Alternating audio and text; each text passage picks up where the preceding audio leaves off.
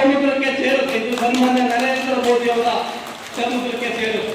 ಆದ್ರೆ ಏನು ಅಂತ ಹೇಳಿದ್ರೆ ನಮ್ಮ ಮನೆಯಿಂದ ಉಳಿಸಿಕೊಳ್ತಕ್ಕಂತ ಕೆಲಸವನ್ನು ನಾವು ಮಾಡಬೇಕಾಗಿದೆ. ಆ ನೆರೆಯಿಂದ, ಆ ಹೊಡೆತದಿಂದ ನಮ್ಮ ಮನೆ ತೊಳ್ಕೊಂಡು ಹೋಗ್ಬಾರ್ದು. ನನ್ನ ಮನೆ ತೊಳ್ಕೊಂಡು ಸಿಗತ್ತೆ ಅಂತ ನಾನು ಖಂಡಿತ ಅನ್ಕೊಂಡಿದ್ದೀನಿ. ಫೋನ್ ಮಾಡಿ ಹೇಳ್ತಾರೆ, ಸರ್ ನಾವೊಂದು 150 ಯುವಕರು ಎಲ್ಲ ಸಮಾಜಗಳು ಇದ್ದಾರೆ, ನೀವು ಯಾವತ್ತು ಬರ್ತೀರಿ ಅಂತ ಹೇಳಿ ಮಹಿಳಾ ಸಂಘಗಳು ಹೆಣ್ಮಕ್ಳು ಫೋನ್ ಮಾಡಿ ಹೇಳ್ತಾರೆ, ಸರ್ ಸರಿಬೇಡಿ, ನೀವು ನಿಲ್ಲಬೇಕು, ನಿಮ್ ಜೊತೆ ನಾವಿರ್ತೇವೆ. ಎಲ್ಲ ಸಮಾಜದವರು ಫೋನ್ ಮಾಡ್ತಾರೆ. ಒಂದ್ ಕಡೆ ಕಾಂಗ್ರೆಸ್ ಅವರು ಹೇಳ್ತಾರೆ, ಎಲ್ಲ ಈಡಿಗರು ನಮ್ಮ ಜೊತೆಗಿದ್ದಾರೆ. ಒಂದ್ ಕಡೆ ಯಡಿಯೂರಪ್ಪನ ಮಗ ಹೇಳ್ತಾರೆ, ಎಲ್ಲಾ ಲಿಂಗಾಯತರು ನಮ್ಮ ಜೊತೆಗಿದ್ದಾರೆ.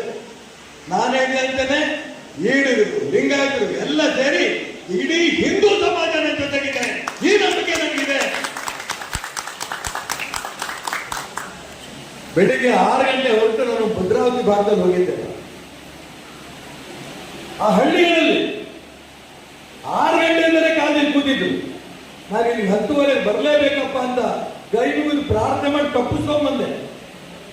ಅದೊಂದು ಕಾಲ ಇದ್ದಾರೆ ಅಂತಂದ್ರೆ,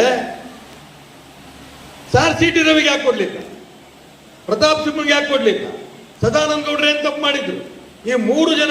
ಹಾಗಾಗಿ ಮೋಸಕ್ಕೆ ಸರಿಯಾದ ಉತ್ತರ ನಾವು ಕೊಡ್ತೇವೆ. ನಿಮಗೆ ಇಡೀ ಒಕ್ಕಲಿಗ ಸಮಾಜ ಈ ಬಾರಿ ಚುನಾವಣೆ ಗೆಲ್ಲಿಸ್ತೇವೆ. ಈ ಮಾತನ್ನು ಇಡೀ ಸಮಾಜ ಹೇಳ್ತಾ ಇದೆ. ನಾನು ಹೇಳಿದ್ರೆ, ಈ ರೀತಿ ಜಾತಿ ಹೆಸರು ಹೇಳ್ಕೊಂಡು ನೀವು ಬೆಂಬಲ ನನಗೆ ಕೊಡೋದಕ್ಕಿಂತ ನಾನೊಬ್ಬ ರಾಷ್ಟ್ರೀಯವಾದಿ ಅನ್ನಂತ ಬೆಂಬಲ ಕೊಟ್ಟರೆ ಚಂದ ಅಂತ ಹೇಳಿದೆ ನಾನು. ಅವಾಗ ಅವ್ರೇನ್ ಹೇಳ್ತಾರೆ, ಸರ್ ನಾವು ಕಾಂಗ್ರೆಸ್ನವರು ಒಕ್ಕಲಿಗರಲ್ಲಿದ್ದೇವೆ, ನಾವು JDSನವರು ಒಕ್ಕಲಿಗರಲ್ಲಿದ್ದೇವೆ, ಕೊಡ್ತೇವೆ, ಈಶ್ವರಪ್ಪ ನಿಮಗೆ ನಾವು ಬೆಂಬಲ ಕೊಡ್ತೇವೆ ಅಂತ ಮಾತು ಅವ್ರು ಹೇಳಿದಾಗ, ಈ ಚುನಾವಣೆಯಲ್ಲಿ ಎಲ್ಲ ಭಾಗದಲ್ಲೂ ಕೂಡ ನಿರೀಕ್ಷೆ ಮೀರಿ ಬೆಂಬಲ. ಬೈಂದೂರು, ಶಿವಮೊಗ್ಗ ಜಿಲ್ಲೆ 7 ಅಸೆಂಬ್ಲಿ ಕ್ಷೇತ್ರದ ಜೊತೆಗೆ ಬೈಂದೂರು ಒಂದು ಅಸೆಂಬ್ಲಿ ಕ್ಷೇತ್ರಗಳು ಸೇರುತ್ತದೆ. ಅಲ್ಲಿ ಇದೇ ರೀತಿ ಹೆಣ್ಮಕ್ಳು ಗಂಡು ಮಕ್ಕಳು ಒಂದು 500 ಜನ ಸೇರ್ಬೋದು ಅಂತ ನಾನು ಅಲ್ಲಿ ಹೋದ್ರೆ 3,500 ಜನ ಸೇರ್ಕೊಂಡು ತೀರ್ಮಾನ ಮಾಡಿದರೆ, ಈಶ್ವರಪ್ಪನವರೇ ನೀವು ನಮ್ಮನ್ನು ಗೆಲ್ಲಿಸ್ತೀವಿ, ನೀವು ಯಾವ ಕಾರಣಕ್ಕೂ ಹಿಂದೆ ತಕ್ಕೋಬೇಡಿ ಹೇಳಿದವರು ಯಾರು ವೇದಿಕೆಯಲ್ಲಿ.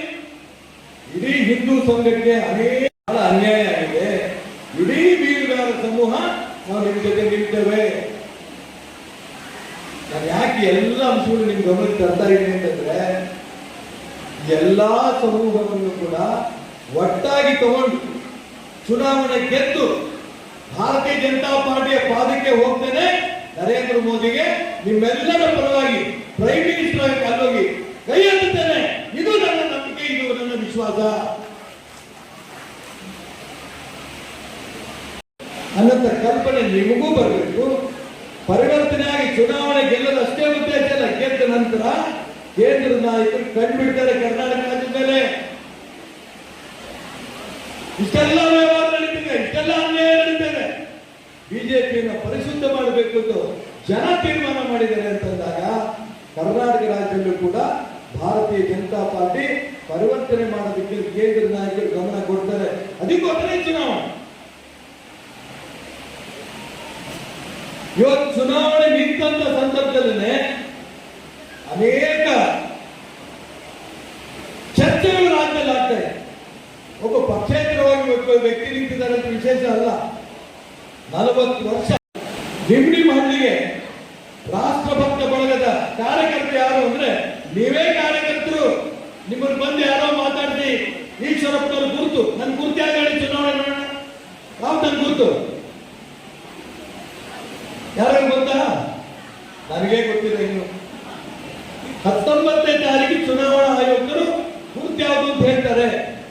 ಆ ಗುರುತನ್ನ ಪ್ರತಿ ಮನೆಗೆ ಪ್ರತಿ ವ್ಯಕ್ತಿಗೆ ತಿಳಿಸಿ ಆ ಗುರುತಿಗೆ ವೋಟ್ ಮಾಡಿಕೊಟ್ಟು ನನ್ನನ್ನು ಗೆಲ್ಲಿಸಿ ಪಕ್ಷವನ್ನ ಪರಿಶುದ್ಧ ಮಾಡೋ ಚುನಾವಣೆಯಲ್ಲಿ ಭಾರತೀಯ ಬರಬೇಕು. ಆ ದಿಕ್ಕನ್ನು ನಾವೆಲ್ಲ ಪ್ರಯತ್ನ ಮಾಡೋಣ. ನೀವೆಲ್ಲರೂ ಕೂಡ ಒಂದು ಜೈ ಶ್ರೀರಾಮ್, ಜೈ ಶ್ರೀರಾಮ್. ಅಯೋಧ್ಯೆಯಲ್ಲಿ ರಾಮ ಮಂದಿರ ಕಟ್ಟಾಯ್ತು. ಮುಂದಿನದಲ್ಲಿ ಕಾಶಿ ವಿಶ್ವನಾಥ. ಹರ ಹರ ಭಾರತ್ ಮಾತಾ ಕಿ, ನರೇಂದ್ರ ಮೋದಿ ಜಿ ಕಿ. ಎಲ್ರಿಗೂ ನಮಸ್ಕಾರ. ಇಲ್ಲಿ 30-35 ವರ್ಷ ಕೆಲಸ ಮಾಡಿದಾಗಲೂ ಕೂಡ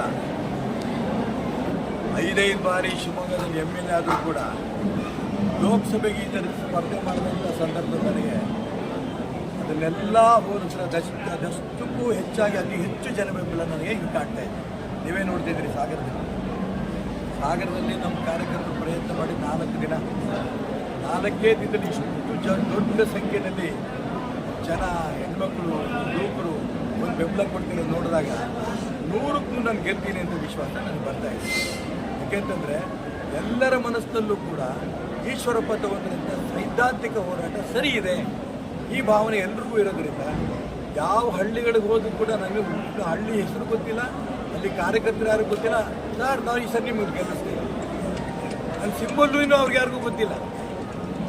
ಇಷ್ಟರ ಮಟ್ಟಿಗೆ ಜನ ಬೆಂಬಲ ಸಿಗ್ತಾ ಇರೋದು ನೋಡಿದಾಗ ಇದಕ್ಕೂ ತುಂಬ ಸಂತೋಷ ಆಗುತ್ತೆ.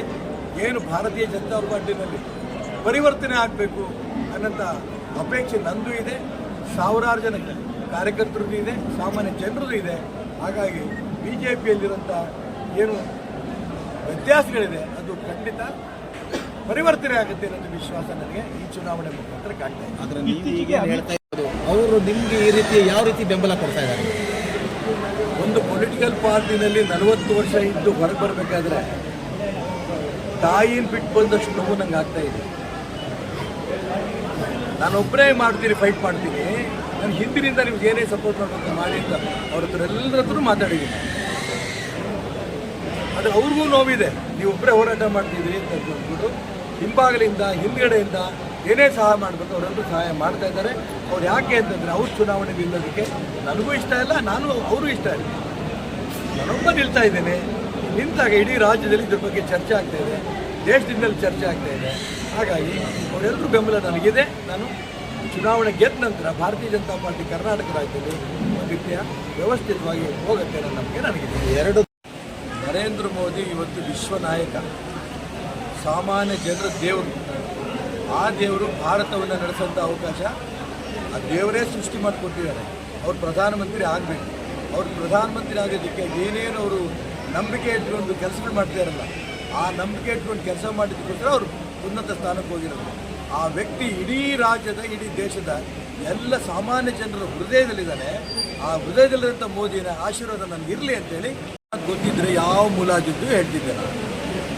ನನಗಿನ್ನು ಯಾರ್ದು ಮುಲಾಜಿಲ್ಲ, ಷಡ್ಯಂತ್ರ ಏನಾದ್ರು ಗೊತ್ತಿಲ್ಲ. ಅಮಿತ್ ಶಾ ಮನಸ್ಸಿನಲ್ಲಿ ಇರ್ಬೋದು, ಇವರು ಇಟ್ಕೊಂಡಿರೋಂಥ ಉದ್ದೇಶಗಳೇನಾಗಿಲ್ಲ. ಹೌದು, ಕುಟುಂಬ ರಾಜಕಾರಣದಿಂದ ಮುಕ್ತ ಆಗಬೇಕು, ಹಿಂದೂ ನಾಯಕರುಗಳಿಗೆ ಗೌರವ ಸಿಗಬೇಕು, ಹಿಂದುತ್ವಕ್ಕೆ ಗೌರವ ಸಿಗಬೇಕು, BJP ಶುದ್ಧೀಕರಣ ಆಗಬೇಕು ಅಂತ ನಾನೇನು ಇಟ್ಕೊಂಡಿದ್ದೀನಲ್ಲ, ಈ ಅಂಶಗಳನ್ನ ಇಟ್ಕೊಂಡು ಹೋರಾಟ ಮಾಡಿ ಗೆಲ್ಲಲಿ, ಚುನಾವಣೆ ನಿಲ್ಲಿ ಅಂತಲೇ ಅವರು ನನಗೆ ಭೇಟಿಗೆ ಅವಕಾಶ ಕೊಟ್ಟಿಲ್ಲ ಅಂತ ನನಗೆ ಅನ್ನಿಸ್ತಾ ಇದೆ.